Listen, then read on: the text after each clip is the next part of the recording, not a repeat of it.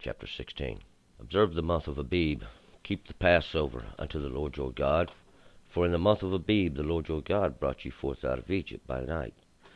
And you shall sacrifice the Passover offering unto the Lord your God, of the flock and the herd, in the place which the Lord shall choose to cause his name to dwell there.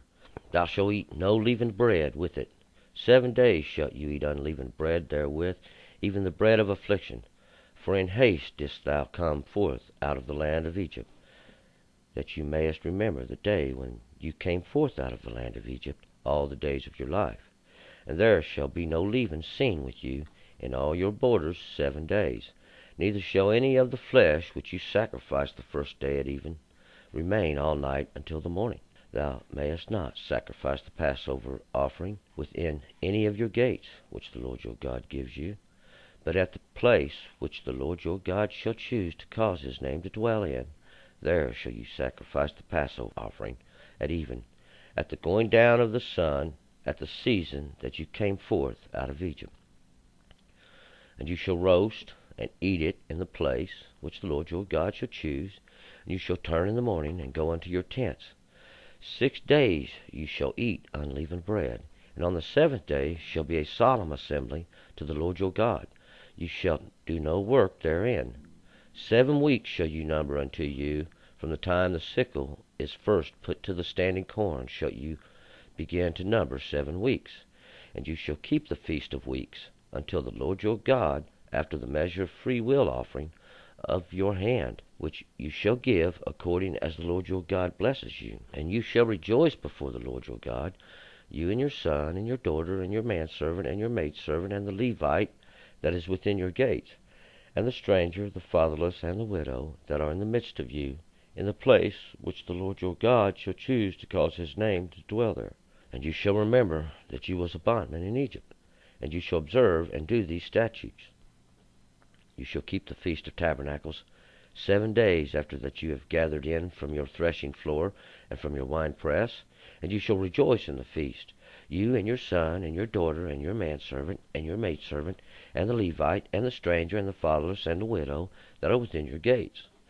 7 days shall you keep a feast unto the Lord your God, in the place which the Lord shall choose, because the Lord your God shall bless you in all your increase, and in all your work of your hands, and you shall be altogether joyful.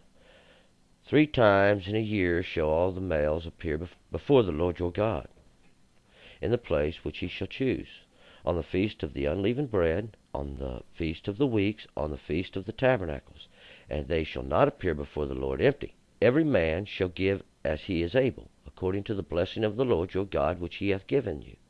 Judges and officers shall you make you in all your gates, which the Lord your God gives you, tribe by tribe, and they shall judge the people with righteous judgment. You shall not wrest judgment. You shall not respect persons. Neither shall you take a gift, for a gift doth blind the eyes of the wise, and pervert the words of the righteous. Justice shall you follow, that you mayest live, and inherit the land which the Lord your God gives you. You shall not plant you an Asherah of any kind of tree beside the altar of the Lord your God, which you shall make you. Neither shall you set up a pillar which the Lord your God hates. All right, back up to verse 1. He's saying, observe the month of Abib. This is the first month in the Jewish calendar. And to keep the Passover unto the Lord your God for the month of Abib. The Lord brought you forth out of Egypt by night. That's why this is when the Jewish calendar begins. God brought them out the month of Abib, which is around March, latter part of March for us. And he ordered them to keep the Passover unto the Lord in the month of Abib, because this is the month God brought them out of Egypt. And we find in verse 2, you shall sacrifice the Passover offering unto the Lord your God of the flock and of the herd in the place which the Lord shall choose to cause his name to dwell there. Is a new thing that God's putting them on, because they hadn't went into the promised land yet.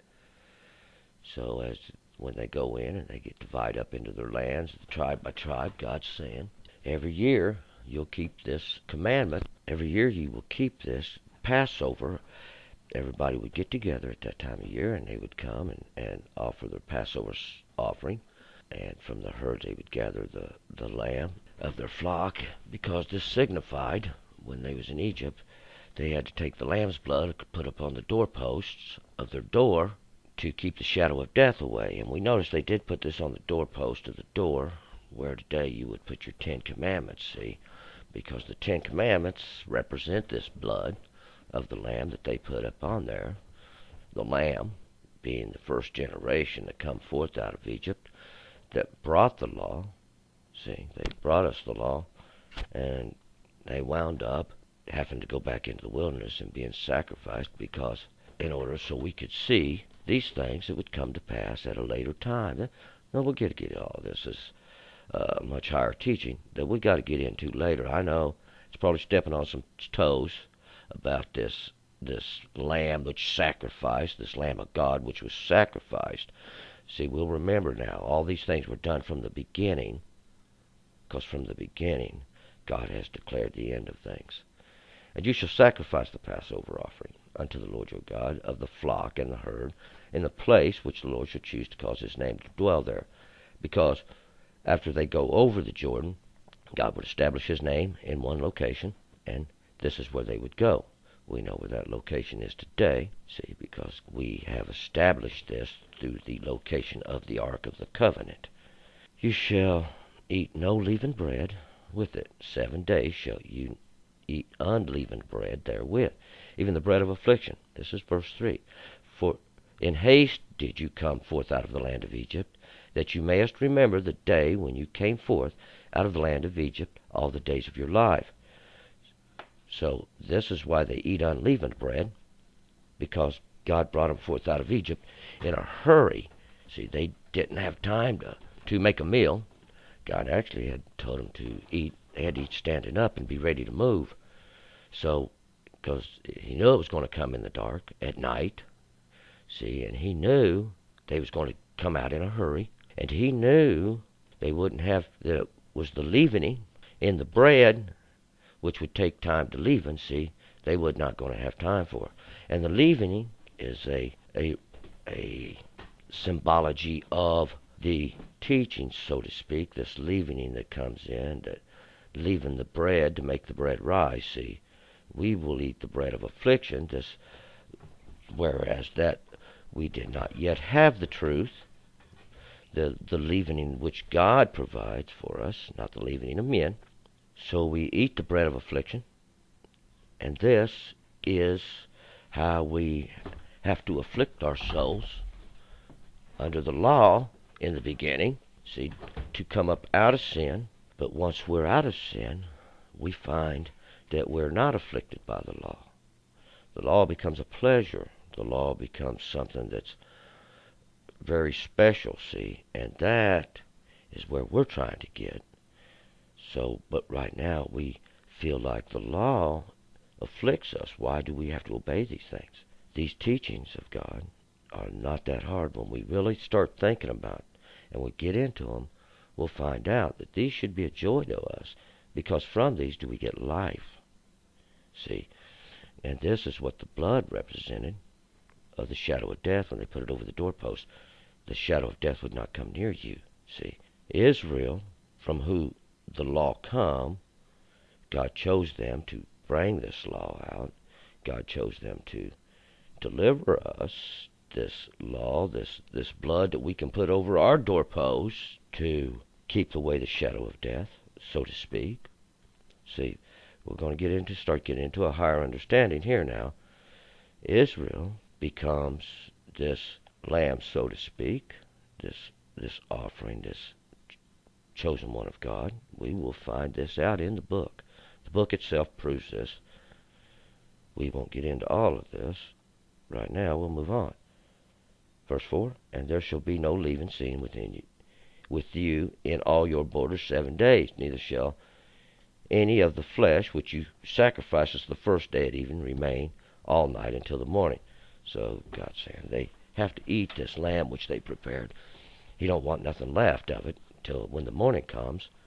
This was not the first lamb they sacrificed and put it when I was in Egypt, though. This was the festival they would hold later on, see.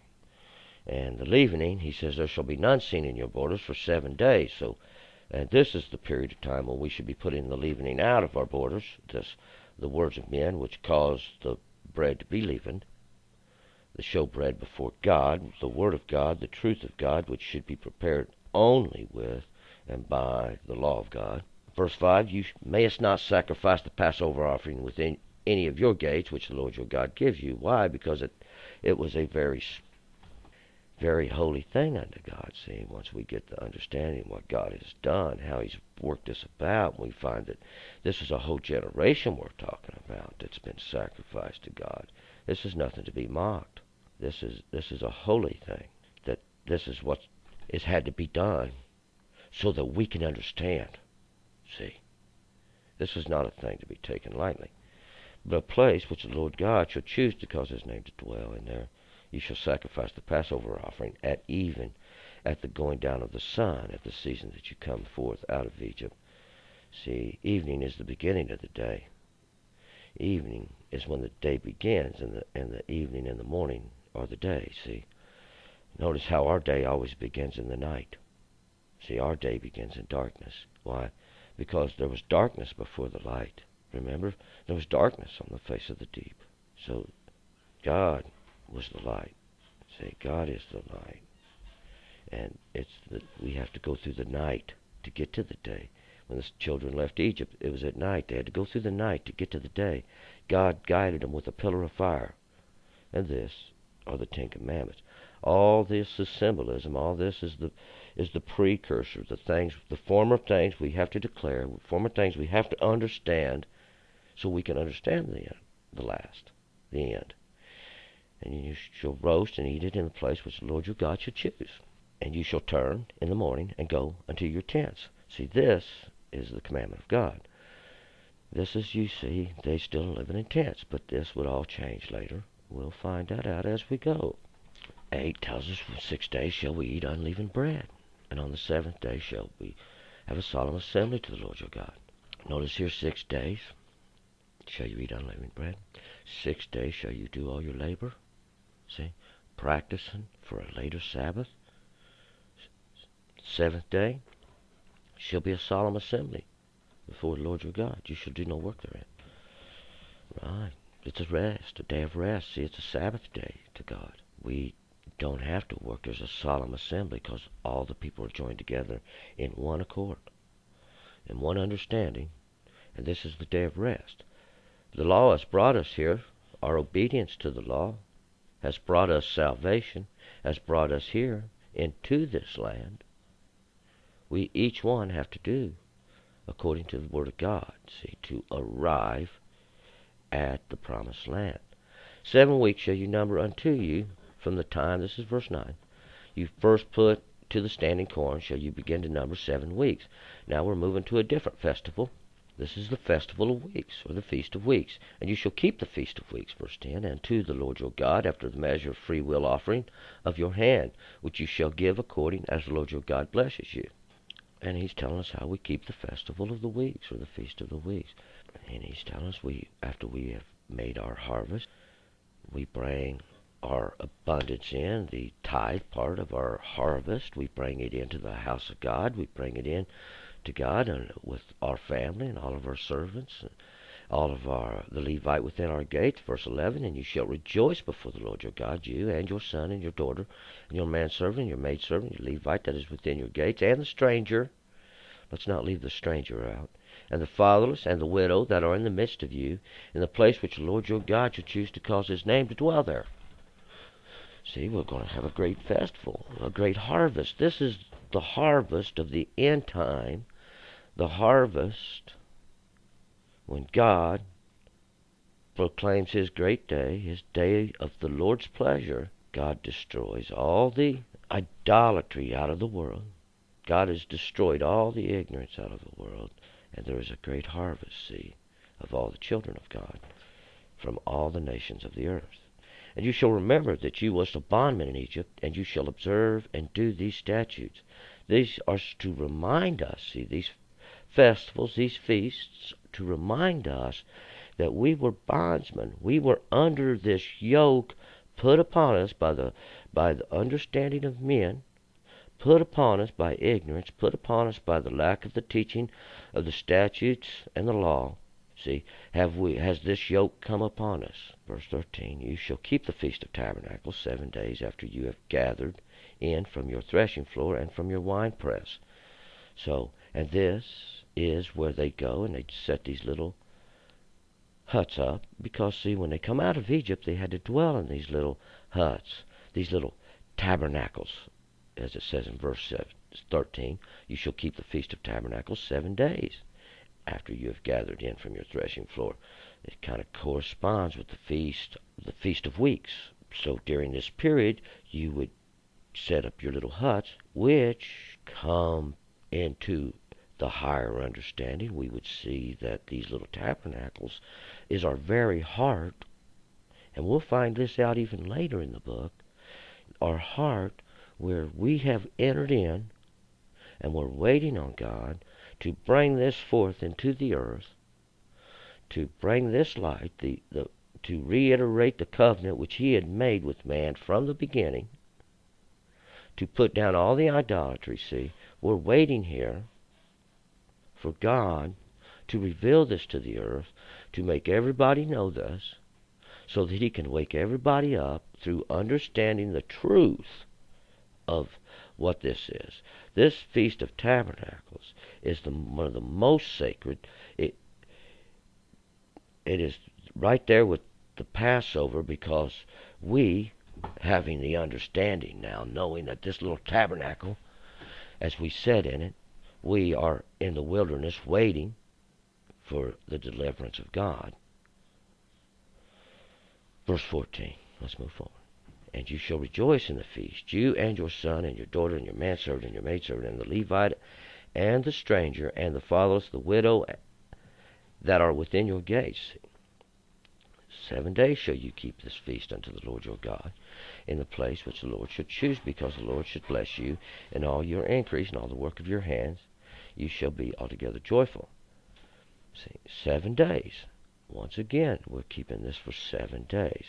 This is a period of time we have to rejoice, showing God we have this understanding before the Lord, and that is how we get our blessings, because God sees us keeping these festivals. This is the smaller teaching, the teaching that we keep these days and we do this festival. The higher teaching, the understanding of what it has to do with.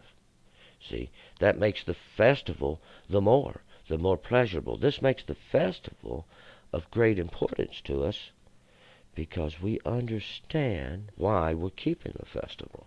3 times a year, verse 16, shall all the males appear before the Lord your God in the place which he shall choose, on the feast of unleavened bread, on the feast of weeks, and on the feast of tabernacles. They shall not appear before the Lord empty. See, because why? They're bringing all this abundance from their house, all the increase of God. They're coming and they're setting it up, and they're all having a feast, a festival, and there's in celebration of the great abundance, this great gift God has given us, this 10 Commandments, this little bit of bread, this little bit of water, that we can make it through the rough part and get to the land that he promised us. 17, every man shall give as he's able, according to the blessing of the Lord your God, which he has given you. And God will bless you abundantly.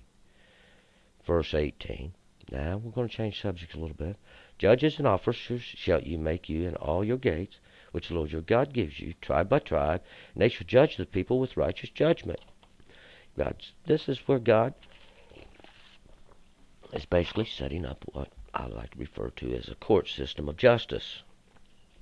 Not like the court system we have today, where it's judged by men who have no understanding of righteousness or justice.